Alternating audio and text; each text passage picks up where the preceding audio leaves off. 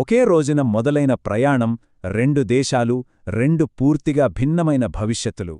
ఒకవైపు ప్రతి రెండేళ్లకు $1 ట్రిలియన్ సంపదను సృష్టిస్తూ ప్రపంచాన్ని శాసించే శక్తిగా ఎదుగుతున్న ఒక దేశం. మరోవైపు అద్దెకన్నా కరెంటు బిల్లే ఎక్కువస్తూ 30% ద్రవ్యోల్బణంతో అప్పుల ఊబిలో కూరుకుపోయిన మరో దేశం. ఇది కేవలం రెండు దేశాల కథ కాదు, ఇది ప్రతి నాయకుడికి, ప్రతి పారిశ్రామికవేత్తకు ఒక తీవ్రమైన హెచ్చరిక. ఈ తేడాను చూడండి. ఒకవైపు భారతదేశం గూగుల్, యాపిల్, మైక్రోసాఫ్ట్ లాంటి కంపెనీలకు గ్లోబల్ టెక్ హబ్గా మారుతుంటే, మరోవైపు పాకిస్తాన్ కనీసం తన ప్రజలకు కరెంటు కూడా ఇవ్వలేని చీకట్లో మునిగిపోయింది. ఒక దేశం వెలుగులోకి దూసుకుపోతుంటే మరో దేశం అప్పుల చీకట్లోకి జారిపోయింది. కానీ అసలు ప్రశ్న ఏంటంటే, ఒక దేశం ఇలా ఎలా పతనమవుతుంది, ఇంత దారుణంగా ఎలా విఫలమవుతుంది? దీని వెనుక ఉన్నది ఆర్థిక శాస్త్రం కాదు, కొన్ని దశాబ్దాల కిందట తీసుకున్న కొన్ని వ్యూహాత్మక తప్పిదాల కథ. ప్రతి పతనానికి ఒక ఆరంభముంటుంది. ఈ మహాసంక్షోభం వెనుకొన్నది ఒకే ఒక్క పునాదిలోనే ఉన్న లోపం. ఆ ఒక్క లోపాన్ని అర్థం చేసుకుంటే అసలు కథ మొత్తం అర్థమవుతుంది. చూద్దాం ఆ పునాది లోపం ఏంటో. అసలు కథ ఇక్కడే మొదలైంది. స్వాతంత్రం వచ్చిన తొలి రోజుల్లోనే జరిగిన ఒక పెద్ద పొరపాటు పాకిస్తాన్ భవిష్యత్తును ఎలా శాశ్వతంగా మార్చేసిందో చూద్దాం. సరే, 1947కి వెళ్దాం. స్వాతంత్రం వచ్చినప్పుడు ఇండియాకి 1362 మెగావాట్ల విద్యుత్ శక్తి ఉంటే పాకిస్తాన్కు దక్కింది కేవలం 60 మెగావాట్లు. ఆలోచించండి, ఒక కొత్త దేశాన్ని నడపడానికి ఇది సరిపోతుందా? అస్సలు సరిపోదు. డిమాండ్ పెరిగే కొద్దీ 1970ల నాటికి దేశం మొత్తం చీకట్లోకి వెళ్ళిపోయింది.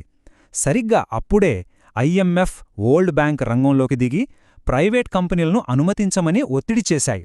ఇక్కడే మలుపు మారింది. సమస్యకు పరిష్కారం అనుకున్నదే అసలైన విషంగా మారింది. ఆ అంతర్జాతీయ ఒత్తిడికి లొంగిపోయిన ప్రభుత్వం 1994లో 2 ప్రాణాంతకమైన నిర్ణయాలు తీసుకుంది. ఆ 2 నిర్ణయాలే పాకిస్తాన్ విధిని మార్చేశాయి. ఇప్పుడు మనం కథలో అత్యంత కీలకమైన ఘట్టానికి వచ్చాం. దేశ భవిష్యత్తును శాశ్వతంగా నాశనం చేసిన ఆ 2 విధానాలేంటో ఇప్పుడు చూద్దాం. మొదటి వ్యూహాత్మక లోపం టేక్ ఆర్ పే కాంట్రాక్టులు. గమనించండి, దీనర్థం చాలా సింపుల్. ఒక కంపెనీ 1000 మెగావాట్ల ప్లాంట్ కడితే ప్రభుత్వం అందులో 1 మెగావాట్ కూడా వాడకపోయినా మొత్తం 1000 మెగావాట్లకు డబ్బు కట్టాల్సిందే. ఇది కంపెనీలకు రిస్క్ ఫ్రీ బిజినెస్, కానీ దేశానికి మాత్రం ఆత్మహత్య సదృశ్యం. ఈ ఒక్క ఒప్పందం వల్ల ప్రతి ఏటా పాకిస్తాన్ ప్రభుత్వం పని చెయ్యని ఖాళీగా ఉన్న పవర్ ప్లాంట్లకు కడుతున్న మొత్తమెంతో తెలుసా? మన భారత కరెన్సీలో సుమారు 73,000 కోట్ల రూపాయలు. ఆలోచించండి, ఉత్పత్తి చేయని కరెంటు కోసం ఇంత డబ్బు. ఇది చాలామందికి తెలియని పాయింట్. ఉనికిలో లేని విద్యుత్ కోసం ఒక దేశం డబ్బు చెల్లిస్తోంది. ఇది కేవలం పాలసీ మిస్టేక్ కాదు, ఇది ఒక వ్యవస్థాగతమైన లూప్హోల్. ఇక రెండో ప్రాణాంతకమైన తప్పు, ది డాలర్ పేమెంట్ ప్రామిస్. విదేశీ కంపెనీలన్నాయి, మాకు మీ పాకిస్తానీ రూపాయి మీద నమ్మకం లేదు అని. సరే, ప్రభుత్వమంది, మీరు కంగారు పడకండి, మేము మీకు US డాలర్లలోనే పే చేస్తామని. కాని ఇక్కడే ఉంది అసలు సమస్య. డాలర్ విలువను పాకిస్తాన్ కంట్రోల్ చేయలేదు కదా. దీని దెబ్బ ఎలా పడిందో చూడండి. 1994లో ఒక $10 మిలియన్ బిల్లు అంటే 30 కోట్ల పాకిస్తానీ రూపాయలు. కాని ఈరోజు అదే $10 మిలియన్ బిల్లు అంటే 280 కోట్లు. చూసారా, ఒక చిన్న ఒప్పందం ఎలా ఒక దేశ ఆర్థిక వ్యవస్థను నాశనం చేసిందో. ఈ మంటలకు రాజకీయ అస్థిరత మరింత ఆజ్యం పోసింది. అక్కడ ఏ లీడర్కీ లాంగ్ టర్మ్ విజన్ లేదు. అందరూ తమ పదవిని కాపాడుకోడానికి ప్రజలకు ఉచితాలు, సబ్సిడీలిస్తూ పోయారు. దేశం నాశనమవుతున్నా వాళ్లకు కావాల్సింది నెక్స్ట్ ఎలక్షన్ గెలవడమే. ఇలా దేశం కుప్పకూలుతున్నప్పుడు ఒక రక్షకుడు వచ్చాడు. కాని అతను రక్షించడానికి రాలేదు, ఒక కొత్త అప్పుల వలవేయడానికి వచ్చాడు. అదే చైనా. 2013 నాటికి పరిస్థితి ఎలా ఉందంటే, రోజుకు 12 గంటలకు పైగా పవర్ కట్స్, ఫ్యాక్టరీలు మూతపడ్డాయి, దేశం చీకటిలో ఉంది.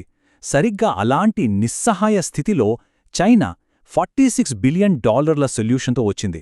అదే సిపెక్ ప్రాజెక్ట్. అందరూ ఇక పాకిస్తాన్ దశ తిరిగింది అనుకున్నారు. కాని ఇది మైండ్ సెట్ షిఫ్ట్ పాఠం. గమనించండి, చైనా పెట్టిన 3 కఠినమైన షరతులు ఇవి.